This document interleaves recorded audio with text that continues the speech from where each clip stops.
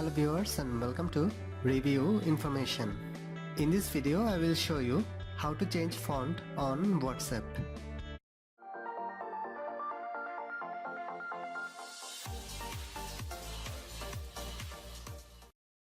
Open WhatsApp from your apps list.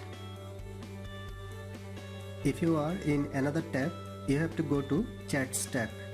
On Android, you will find the Chats tab at the top of the screen. Select the chat to which you want to send text with a different font than usual. Tap the text field at the bottom of the screen. Type in the message that you want to send using a different font. You have several potential font changing options available. To type bold text, type an asterisk at the beginning and end of the message.